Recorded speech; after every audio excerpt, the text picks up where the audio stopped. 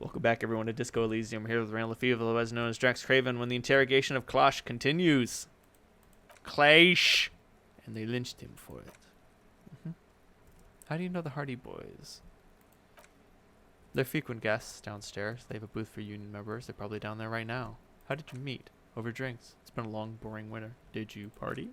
A little. Yeah. Like you partied with the deceased? No. Not nearly as hard. I'm sorry to have asked this, but have you had any physical relationships with any of the Hardy Boys? I have. Which one? Which ones, sir? I don't remember precisely. Titus, obviously, but as I said, it's been a very long winter. Thank you for telling us all this, miss. We should head back downstairs. Let's go. Oh, the call the Mama d'Aqua! Hey! It's not only your eardrums that register sound anymore. Your very skin has become an organ of hearing, looking for a whisper, light and low. A god who's very, very silent. Nothing escapes you. A cockroach in the other room, a candy wrapper falling on dry grass, a drunk falling from a chair in a bar 20 meters away. In fact, you haven't heard the call of the Mama d'Aqua, but you have discovered that you have amazing hearing. It must be the only part of you the alcohol hasn't drowned out, so keep listening. It means we get a -1 to our encyclopedia, but I mean, our encyclopedia is already at 3, so I don't feel too bad about that, and I do have items and equipment that can increase my encyclopedia, and if I don't, then I will. Just trust me. Yo, Kim, what up? Looks like we have more to discuss with those so-called Hardy Boys. Think this will make Their them reasoning just went out the window. think this will make them cooperate? Nothing will make them respect the RCM, but it will disrupt the game they prepared for us. We just stripped off one layer of whatever it is. Her decision to not corroborate their story was definitely not part of the plan. Why did she tell us all of that? What else could she have done? Lie? She saw there was no way to lie and get away with it. I'm not sure she had to lie. I wouldn't have known. If not you, then me. It was a smart move from her. She seems... something's off here. You think so? She seemed forthcoming, unusually so. Being forthcoming about some things is a good way to obscure other things. The best liars are always forthcoming. Anyway, we should move. I suspect our investigation will bring us back here soon enough. But we have another door! Damn. This is a small, heavy door. There is no lock in sight. Push. It's barred from the inside. You hear the bar rattle in the brackets. Sounds like it's heavy too. Very sturdy. Where does this lead to? I don't know. It is not the first closed door we found in this building. There's also your mysterious blue kitchen door. Do you think it's important? I don't know. The further we get, the more this building seems to be tied to the case. Below, the hostile cafeteria creaks and groans. Under your added weight, a skeleton of composite support beams and cantilevers. Tap on the roof with your foot. A dull thump. Somewhere inside, a wind brace rattles from the imperceptible motion of the building. The vigilantes, the cadaver, and... He nods towards the young woman. A number of people connected to the case are in or around this building. This door is part of it. It's not unimportant. So maybe the door below is a mega investigation. No, still a mini investigation. All right. Let's hurt ourselves. I don't think anything else gives me a bonus to physical instrument. Alley-oop. I said alley-oop, damn it. Hi-ya! Yes! You kick it, gung-ho style, entering the premises style, but the door fails to respect the force. All you hear is the bar rattling inside, laughing at you. All right, let's trash the place. Let's not. Your foot is ready to explode and punish the object, disrespecting the force.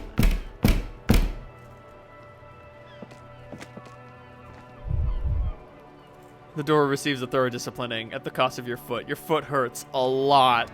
That's fine. I got 2 doses of Nosafet. I'm good. Hey, sometimes it's just fun to kick things. Okay, let's destroy shit. I do believe... Okay, that gives me a penalty to suggestion. That's fine. So I know the window was recently replaced, which is a product of my very high perception, which has now gone up from 2 to 4 to fucking 7. Yes, 7. Look, I'm sorry, it's at 8? Oh my god. And it can go up to 9 if I'm not wearing these stupid glasses. Alright, putting on the auditor glasses. Holy shit. I can see everything. I can see forever. Can I open this door now? Sweet. Kim tries not to look at your broken down bathroom door. Kim also tries not to look at the pile of tape visor on the carpet or the weird suitcase on the hat rack or the potted plant dying in the corner, but it's all just too morbid to ignore. You're looking at the destruction. I'm sorry for this. No problem, officer. He takes a step forward toward the door like he'd like to leave. I understand, but I'm gonna try to grab my tie. I've got skill points to burn, so let's level up some savoir-faire and remove some savoir-faire reducing clothing.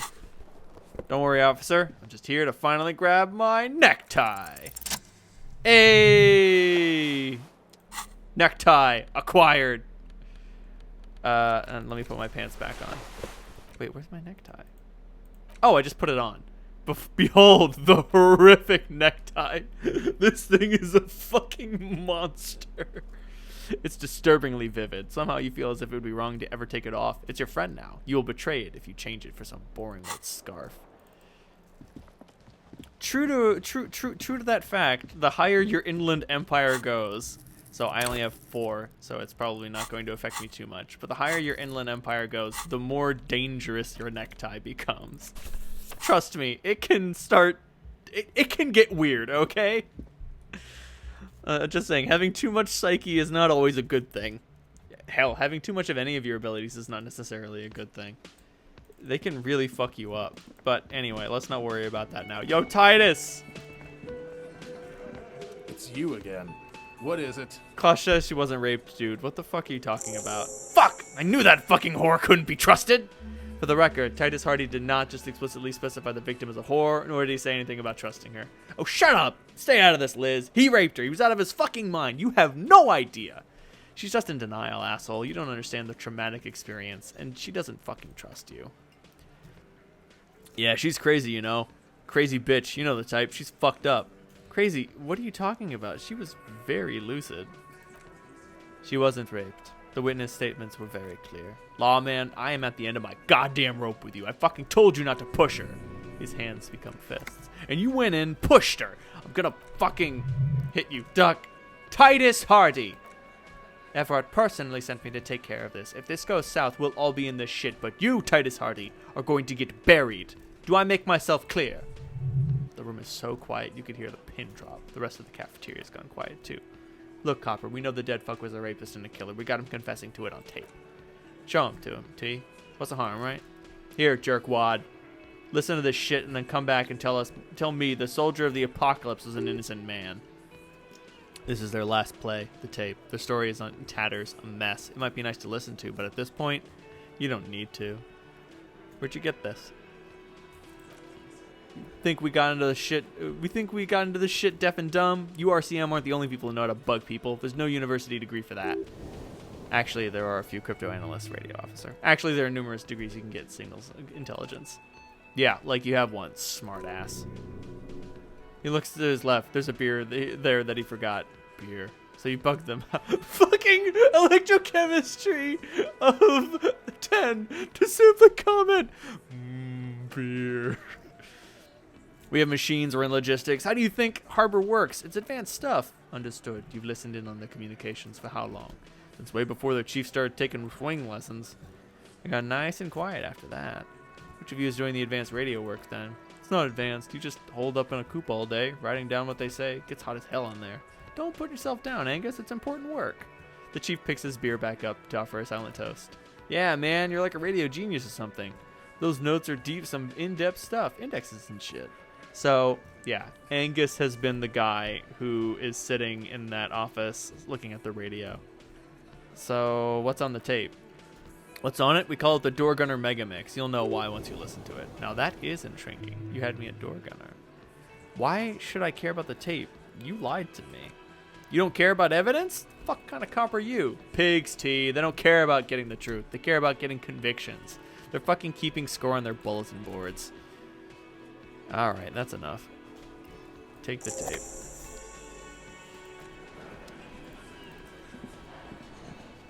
So, Gart over here.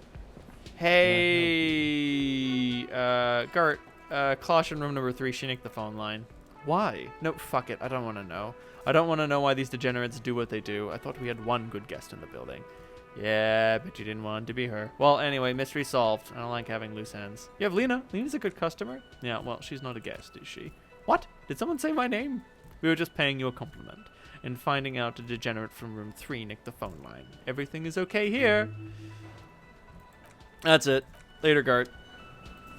So we got that skill point back, and now I have my necktie, which is very important.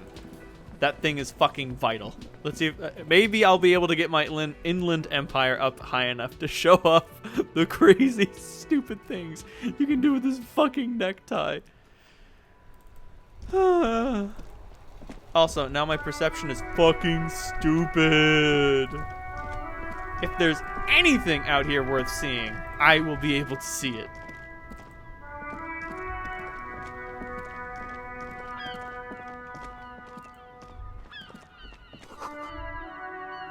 Roy's Pawn Shop. Fast cash for faster times. Sweet. Roy is just the man I was looking for. He's a pretty cool dude. Which reminds me, I need to put on some electrochemistry gear before I chat with him.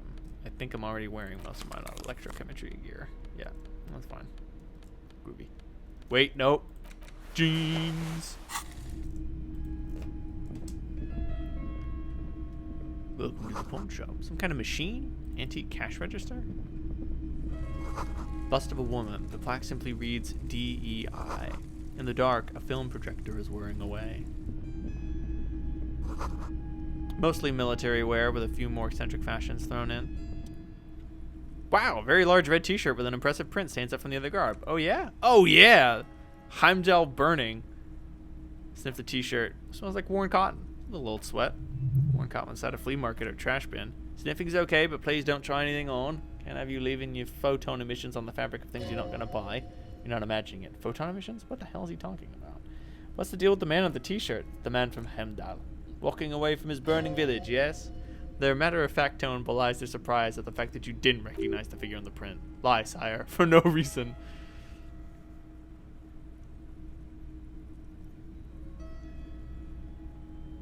Nah, I'm gonna go with the second one. I'm guessing I'm supposed to know who this man from Heimdall is, but I lost my memory recently and I need help remembering basic facts about reality. Huh?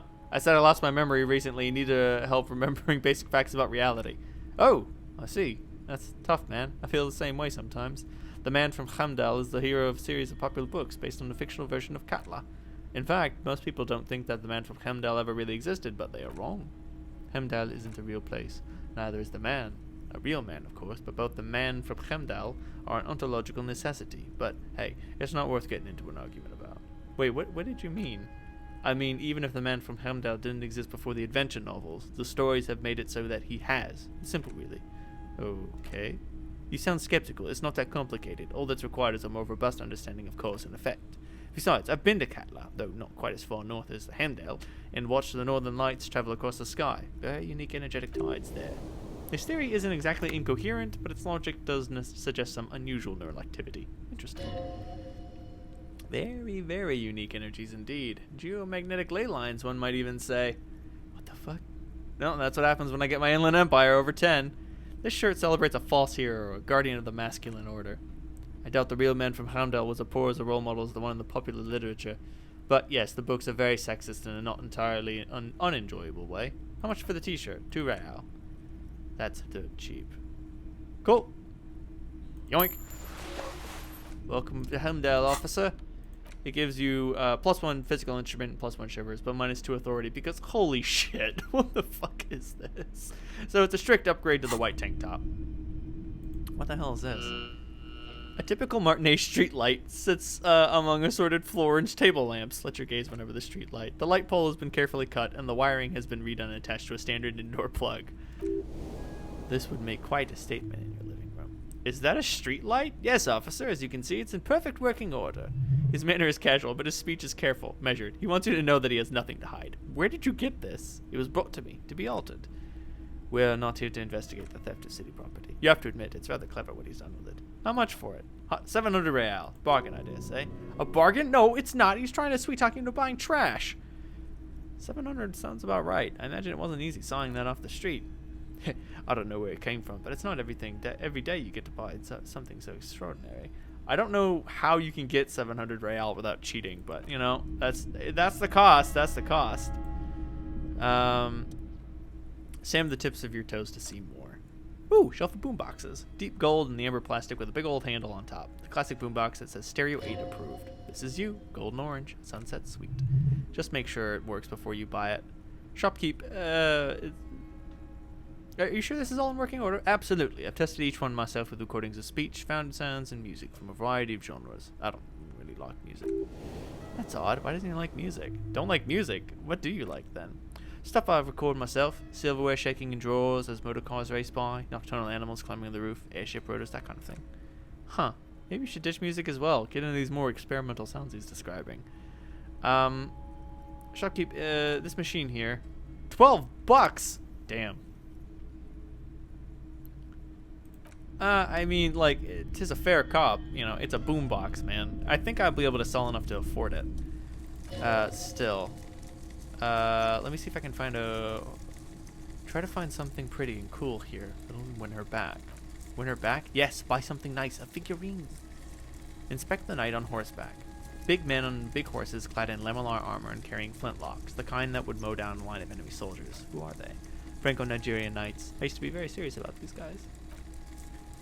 They're not all blue. These figurines are all wearing gold coats and caps, complemented by orange trousers. They are variously posed, wielding swords and rifles and bayonets. Wait, this looks like Renee, the old guy who was playing pentanque. This is what the loyalists looked like, yes. At first, then they wisened up and got camouflage. Which ones? Oh yes, those. I find the paint job a bit gaudy, but children like bright colors indiscriminately.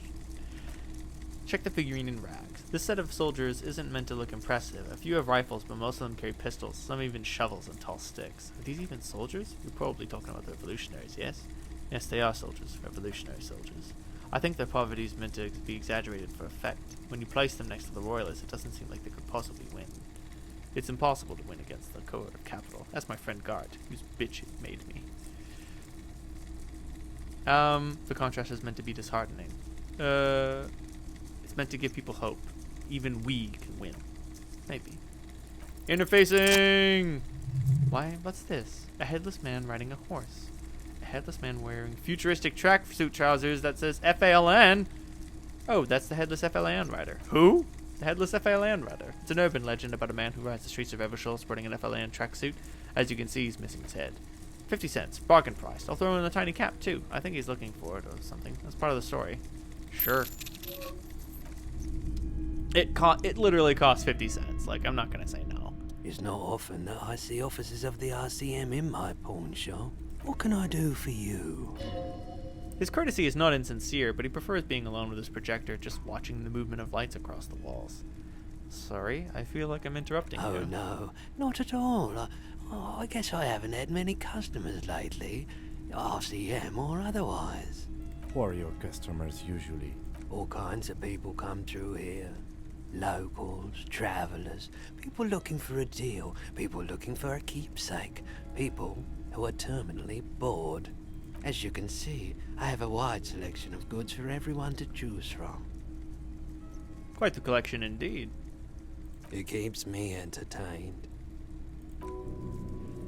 Entertained? He might be high. If he is, I might be able to figure out what. Roy's prices are very strange. I'm looking for something that plays a tape for police business. Yeah, we still have those boomboxes on the shelves. Do you know anything about a traffic menace on the loose? Traffic? I'm sorry, officer, but I don't drive. But didn't you hear it when the traffic menace drove over your roof? Now that I think about it, I do remember hearing a thunderous noise the other night. Some kind of powerful electric vortex hitting the shop and then moving on. This sure narrows down their list of suspects. Does that mean you don't have any idea who the driver was? Vortex sounds fascinating. Yeah, it was pretty wild. I didn't really know what to make of it, but I know it meant something. Do you have any recordings of the Col de Mamadakwa? The Col de Mamadakwa? Sorry, I would never have guessed that you were the interested in ultrasonic sounds, or birds for that matter. I've been into all kinds of art lately, experimental things, you know? What's an interesting development? Well, it's been a while since I've gone hunting for the Col de Mamadakwa. Once knew a group of young musicians who decided they didn't want to play music anymore and started to look for all kinds of interesting sounds instead.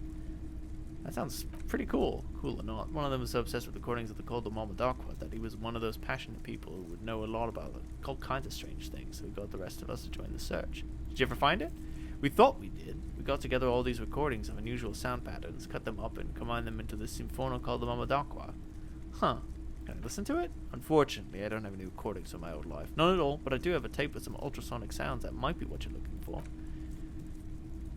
Do we really have time for this? Yes, it's absolutely necessary for my research. This recording comes from down the coast. Wasn't looking to record anything specific, just left the recording device on them this morning. Keep in mind, I have to slow this one down enough to make sounds well over 200 kilohertz, audible to the human ear. It will be strange. As the hum grows louder, modulating but always unnaturally, uncomfortably low, like it's coming from, not from the speakers, but from inside your chest, breathing is becoming difficult. That's an illusion. Your breathing is just as it was. It will remain that way unless you start panicking. There's a growing sense of dread. The sound is coming from inside you, but also surrounding you. It feels as though something is standing just outside your range of vision and watching you, doing this to you. And we will discover more about the sense of dread next time. Let's play Disco Elysium. Good night, everyone.